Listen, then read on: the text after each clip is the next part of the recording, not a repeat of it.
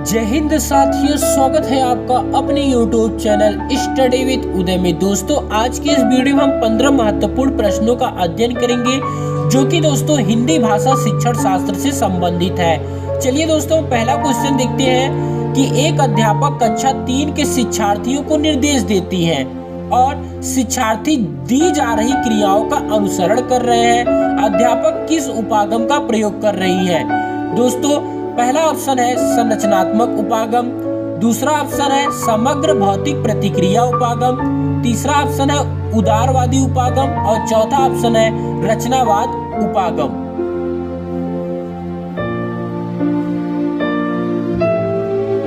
दोस्तों, जब कोई अध्यापक शिक्षार्थियों को निर्देश देता है और शिक्षार्थी उनकी कही गई बातों का अनुसरण करते हैं तो उसके अंतर्गत आता है समग्र भौतिक प्रतिक्रिया उपागम।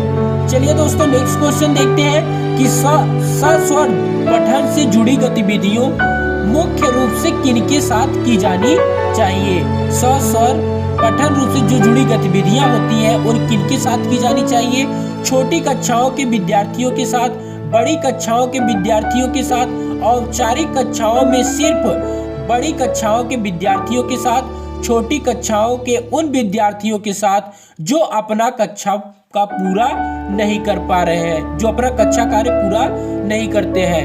तो दोस्तों, इसका ऑप्शन क्या होगा? राइट ऑप्शन इसका हो जाएगा ऑप्शन नंबर ए, यानी कि छोटी कक्षाओं के विद्यार्थियों के साथ करना चाहिए। जो स्वर पाठन होता है वो छोटी कक्षाओं के विद्यार्थियों के साथ करना चाहिए। चलिए दोस्तों, नेक्स्ट क्वेश्चन देखते हैं कि सुश्री सुधा अपने विद्यार्थियों को किसी एक विषय पर अनुच्छेद लिखने के लिए देती है। लेखन संबंधी यह गतिविधि किसका उदाहरण है? निर्देशित करना, मुक्त रचना, नियंत्रित रचना, रचना पूर्व।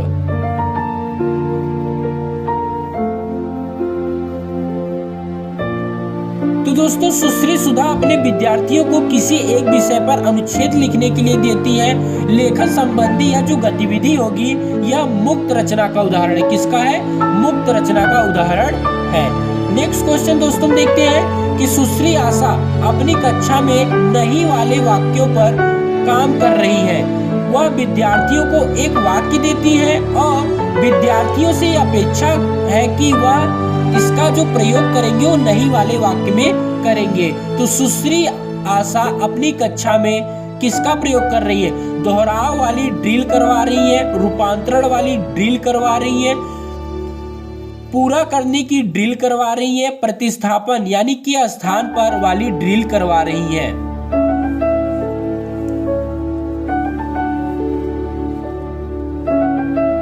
तो दोस्तों, इस क्वेश्चन का राइट ऑप्शन हो जाएगा ऑप्शन नंबर बी, यानी कि रूपांतरण वाली ड्रिल करवा रही है। क्या करवा है? रूपांतरण वाली। क्योंकि दोस्तों, कोई भी सेंटेंस होगा उसको निगेटिव में जब कन्वर्ट किया जाए यानी कि उसका क्या किया जा रहा है? रूपांतरण किया जा रहा है।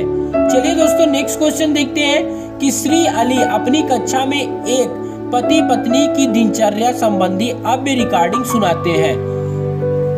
इसके बाद वह इस श्रव्य रिकॉर्डिंग के आधार पर विद्यार्थियों को सही गलत से जुड़ी गतिविधि कार्यपत्रक वर्कशीट पर करवाते हैं। ऐसा करके श्री अली अपने विद्यार्थियों में किस कौशल की पुष्टि कर रहे हैं?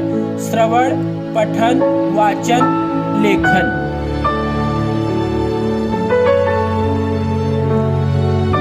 तो दोस्तों, इस क्वेश्चन का राइट ऑप्शन हो जाएगा श्रवण। क्या हो जाएगा? श्रवण हो जाएगा। क्योंकि दोस्तों, जब वह किसी बात को सुनेंगे, अच्छी तरीके से सुनेंगे, तभी वह अच्छी तरीके से कार्य को कर सकते हैं। नेक्स्ट क्वेश्चन है कि उपचारात्मक शिक्षण में विद्यार्थियों को अपने निष्पादन में सुधार करने के लिए मदद मिलती है। विद्यार्थियों को अधिक अंक मिलते हैं। विद्यार्थियों को उत्तर देने के लिए प्रश्न पूछे जाते हैं। विद्यार्थियों को अध्ययन के लिए प्रोत्साहित किया जाता है।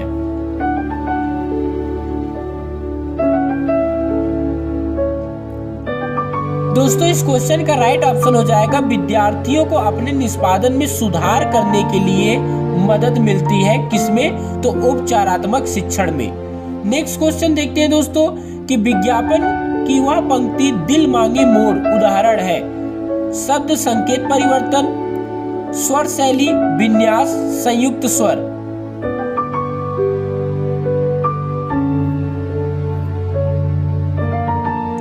दोस्तों विज्ञापन की यह पंक्ति दिल मांगे मोर यह शब्द संकेत परिवर्तन का उदाहरण है। किसका है?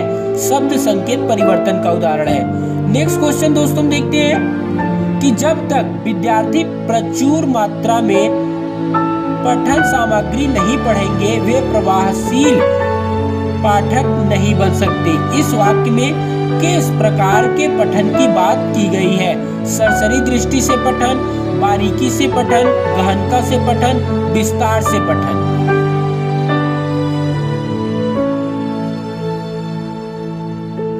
तो दोस्तों इस क्वेश्चन का राइट ऑप्शन हो जाएगा ऑप्शन नंबर डी, यानी कि विस्तार से पठन।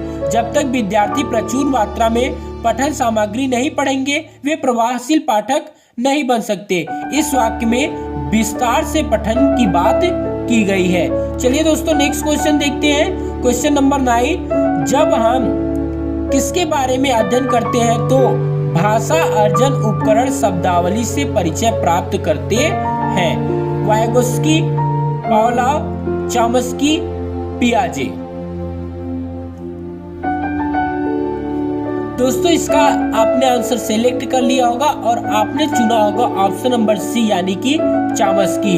जब हम चॉम्स्की के बारे में अध्ययन करते हैं तो भाषा अर्जन उपकरण शब्दावली से परिचय प्राप्त करते हैं। नेक्स्ट क्वेश्चन देखते हैं। क्वेश्चन नंबर 10 कि स्वर में उतार चढ़ाव कहलाता है अक्षर, लय, स्वर शैली, विराम।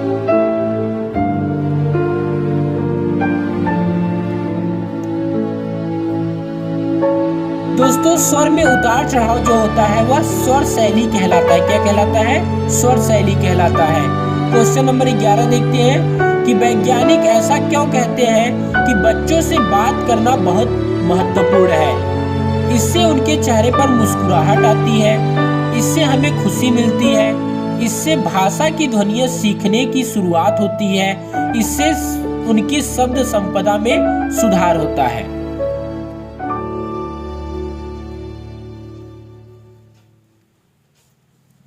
तो दोस्तों इस क्वेश्चन का राइट ऑप्शन हो जाएगा ऑप्शन नंबर सी, यानी कि इससे भाषा की ध्वनियाँ सीखने की जो होती शुरुआत होती है।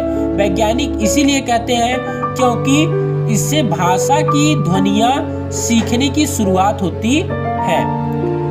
क्वेश्चन नंबर 12 देखते हैं दोस्तों कि निम्नलिखित में से कौन सा बच्चों की भाषा से संबंधित है?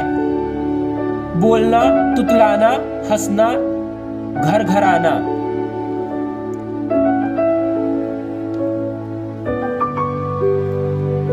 दोस्तों बच्चों की जो भाषा के विकास से संबंधित है वो है क्या है? तुतलाना है। क्या है? तुतलाना है। नेक्स्ट क्वेश्चन देखते हैं। क्वेश्चन नंबर 13 सुश्री गुरमीत अपने विद्यार्थियों को कोविड-19 महामारी के बारे में बताना चाहती हैं और उनसे इस महामारी पर कुछ वाक्य लिखवाना चाहती हैं। सुश्री गुरमीत को चाहिए कि पहला ऑप्शन है उन्होंने श्यामपट्ट पर जो भी लिखा है उसे अपने विद्यार्थियों से अपनी कॉपी में लिखने के लिए कहेंगी। सेकेंड ऑप्शन है अपने विद्यार्थियों से अपनी कॉपियों में जो लिखवाना चाहती है उसका इमला बोले, यानी कि डिक्टेशन। और थर्ड ऑप्शन है विद्यार्थियों से कहे कि घर पर अपने माता पिता भाई बहनों की मदद से काम करके लाएं। और लास्ट ऑप्शन है कि विद्यार्थियों से कहें कि महामारी के दौरान हुए अपने अनुभव साझा करें और मुख्य अभिव्यक्तियों को श्यामपट्ट पर लिखें। तो दोस्तों इस क्वेश्चन का राइट ऑप्शन हो जाएगा ऑप्शन नंबर डी, यानी कि विद्यार्थियों से कहें कि महामारी के दौरान हुए अपने अनुभव साझा करें और मुख्य अभिव्यक्तियों को श्यामपट्ट पर लिखें। चलिए दोस्तों क्वेश्चन नंबर 14 देखते हैं कि सुश्री ईसा अपनी कक्षा 2 के विद्यार्थियों को कुछ वस्तुओं के चित्र दिखाती हैं। चित्र दिखाने के बाद वह ऊंची आवाज में स्पष्ट रूप से उसका नाम बताती है। इस तरह से वह अपने विद्यार्थियों को नई वस्तु देखने में मदद कर रही हैं, अपने विद्यार्थियों को नए शब्द सिखाना चाहती हैं, अपनी चित्रकारी कौशल का प्रदर्शन कर रही हैं और अपने विद्यार्थियों को पढ़ना सीखने में मदद करना चाहती हैं। तो दोस्तों इस क्वेश्चन का राइट ऑप्शन हो जाएगा ऑप्शन नंबर बी, यानी कि वे अपने विद्यार्थियों को नए शब्द सिखाना चाहती हैं।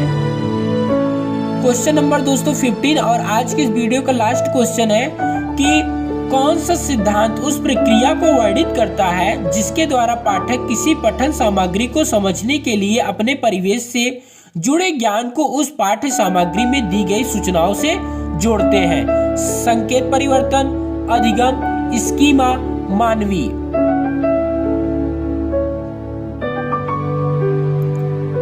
तो दोस्तों जो स्कीमा सिद्धांत होता है उसके प्रक्रिया के अंतर्गत ऐसा होता है कि जो विद्यार्थी पठन सामग्री को समझने के लिए अपने परिवेश से जुड़े हुए